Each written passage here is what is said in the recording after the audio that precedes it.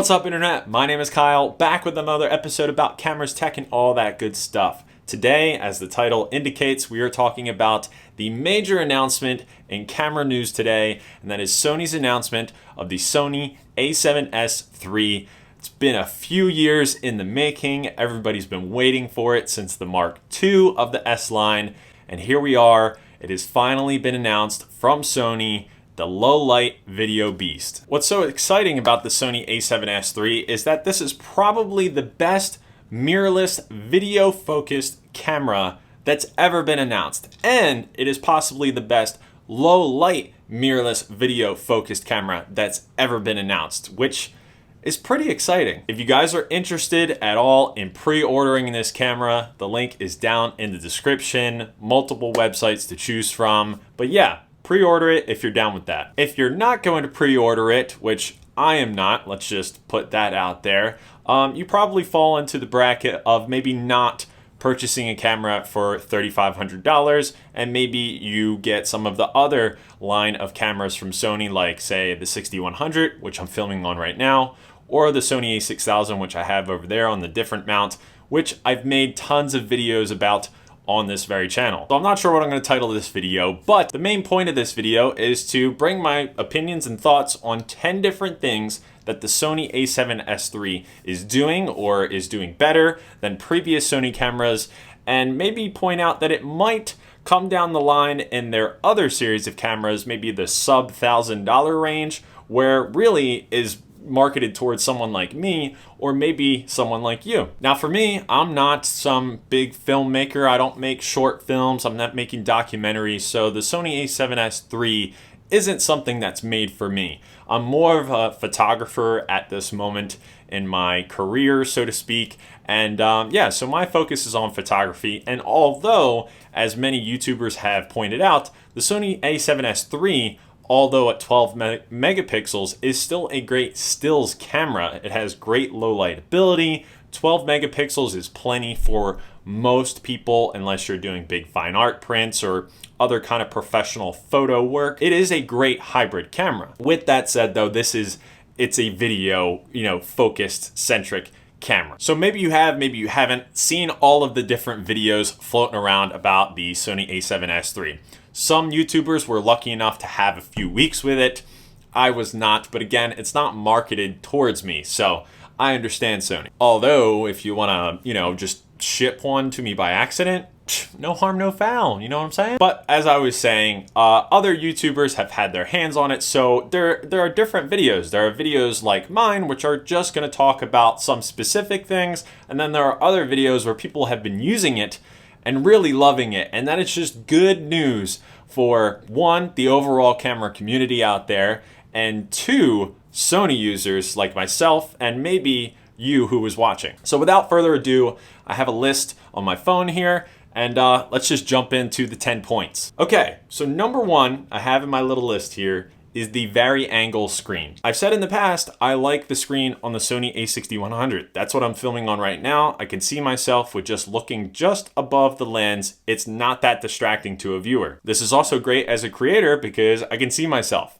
A6000 back there, you can't see yourself, so it's a detractor for that camera. The A6100 with the vertical design has a little problem with microphones. I'll show you right here. This is a workaround because I have a bracket on top of the camera so the mic can be on the side, and then it plugs in on the other side. Now you can get a bracket that goes on this side, but you know what I'm saying. You have to get a bracket to do this. With the vari-angle screen, you don't need a bracket or anything like that to do this. Also, the Sony A7S III has the microphone jack put in a place where the screen is not interfering with that. So Sony has definitely been taking notes on everybody screaming for the flip screen, and they did it in the ZV-1, and they've brought it to their full frame lineup. I hope they do it with their APS-C lineup in the future. If they don't, it's not that big of a deal breaker, and I can live with the vertical screen, but just saying, vari-angle screen would be appreciated. Number two, which I feel like everybody is gonna just gloss right over, is the new,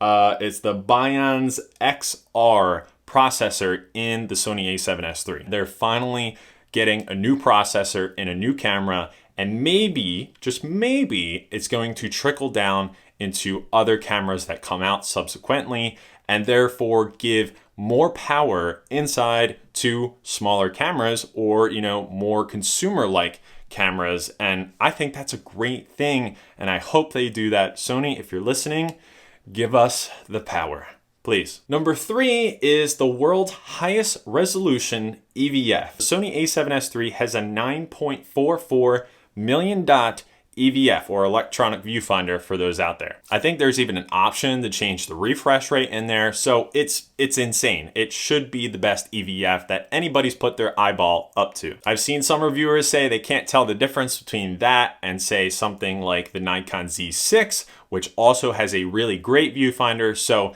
in my book, it just means that Sony has listened, because the viewfinders on Sony's cameras have not been the best. So I hope that in the future, with them going all out on the viewfinder for the Sony A7S III, that they do that in some of their future cameras, because me as a photographer, especially on bright sunny days where I don't want to use the screen, and I also use the viewfinder probably more often than just the screen, that just means better viewfinders for other cameras in the future. Number 4 is a big one in my opinion. And again, I think some people are gonna overlook this, and that is the 2 card slots on the Sony A7S III. Yes, other cameras like say the Sony A7 III has 2 card slots, but the Sony A7S III has 2 card slots that have 2 different formatted cards that can fit in there. Sony has the CF Express Type A that can fit in both slots, and in both slots they can also fit UHS 2 SD cards. Now cameras like the 6100 and the a6000, they only support UHS 1 SD cards, but the whole point is that with them expanding this compatibility, like, hey, you can put 2 different types of cards in 2 different types of slots, it's kind of expanding the SD card or just the memory card slot game a little bit. Again, this is just something that I would like to trickle down into cheaper models, but it would be really cool in, like, say, a Sony A7000 a little bit down the line to have maybe an option, it being maybe like the A7700, like the 6600, to have a CF Express card slot and also a UHS 2. Or maybe a UHS 1 and a UHS 2. The whole point is to have better card slots and potentially a 2 card slot APS-C Sony camera. Okay, the next thing is the HEIF. I think that people say HEIF. I'm not sure. I'm just gonna say HEIF format for photos. And this is huge, huge, huge, because on the Canon M50, I'm pointing to it because it's on my camera rack back there.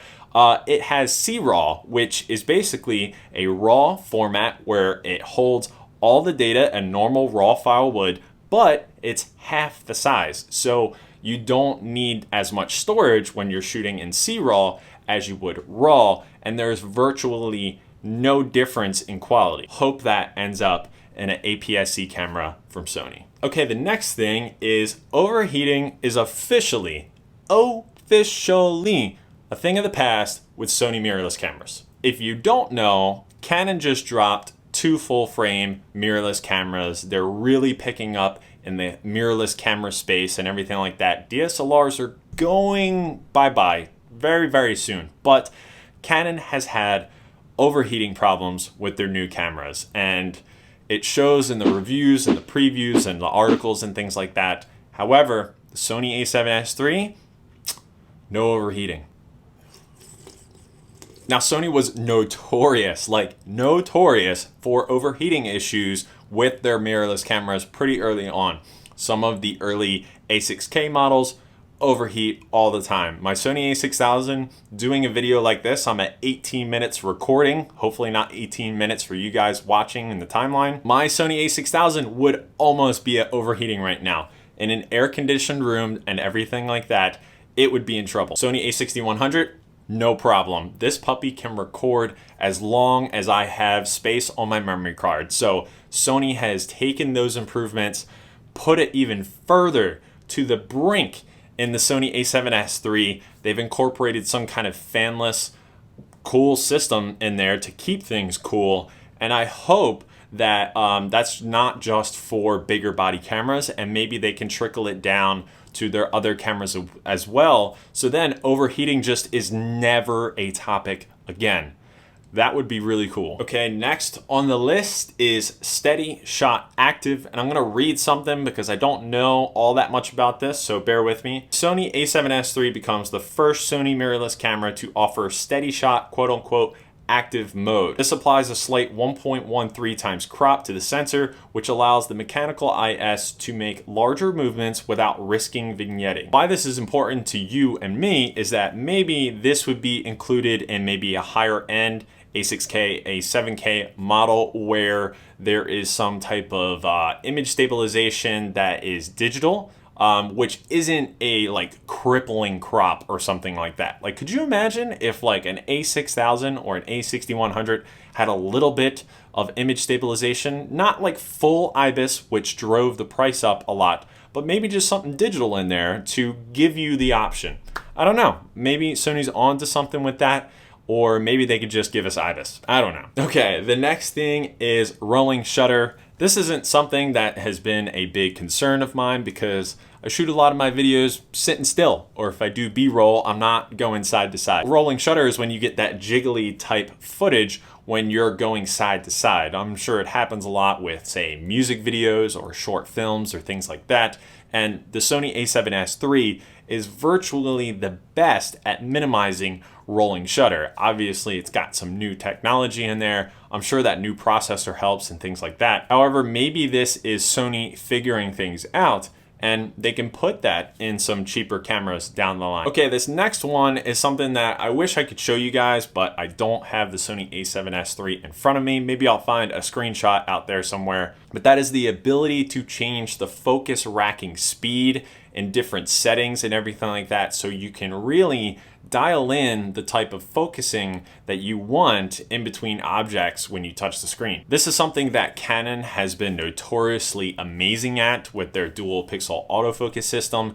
Going from object to object has seemed like a smooth, seamless transition and really a more cinematic focusing than Sony's. However, Sony said in the Sony A7S III, you could change that to whatever you want. We have, XYZ setting, do it at this speed, and I think that is incredible for filmmakers out there and stuff like that who maybe want to do certain things slower, some things faster, maybe something in the middle or something like that. And hopefully this would be something that would get more in an upper tier camera that is sub $1,000 or maybe around that range for somebody like myself and you guys. Okay, and that brings us to the final thing on my list, and I have quite a bit of notes here, so I'm gonna try and keep it brief, but it is definitely, I think, in my opinion, my humble opinion, the most important thing that the Sony A7S III is doing that will trickle down into newer, cheaper Sony cameras, and that is a touchscreen revamped menu system. Woo! Woo, baby. Oh my God. I saw this menu system. First of all, it's a little colorful.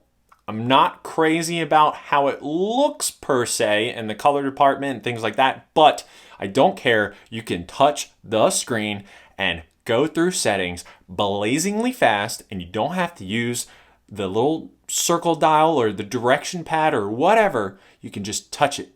You can Don't touch the butt. Nemo!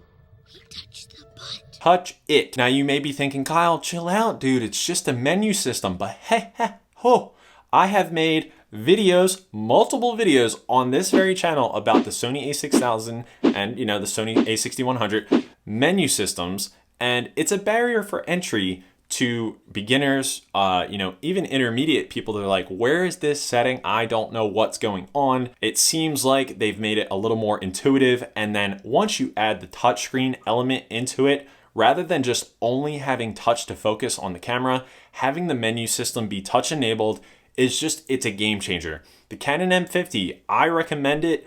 You guys have seen me recommend it in the comments. For complete beginners, the Canon M50 kind of wins over the Sony A6000. Maybe not in price. If you're extremely, on a tight budget and the A6000 is cheaper, get it. It's a great camera still. But the Canon M50 It's intuitiveness, just touching the screen going, oh, you know what? I want 1080p or I want to change the white balance really quickly.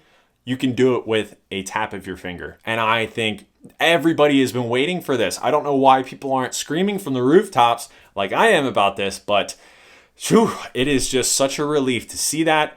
Please, Sony, mothership Sony, just listen to us little, people down here on the ground floor.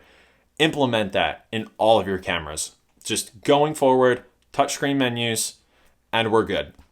We're all good, okay? So thank you for that, and I would love it in the Sony A7S III, or, if you make that camera, right? Okay, what else do I have here? Final point. Oh, is that Sony listened. They really took their time with this camera. I know the Sony A7S faithful have been waiting such a long time for the Mark III, and congrats to everybody, the people waiting for it with their money ready to go, and Sony themselves.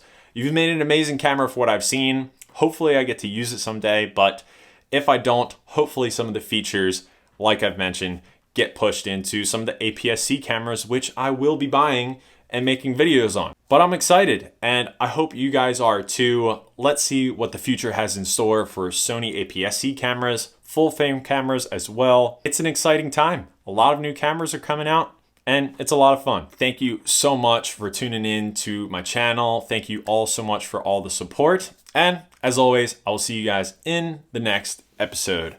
Later.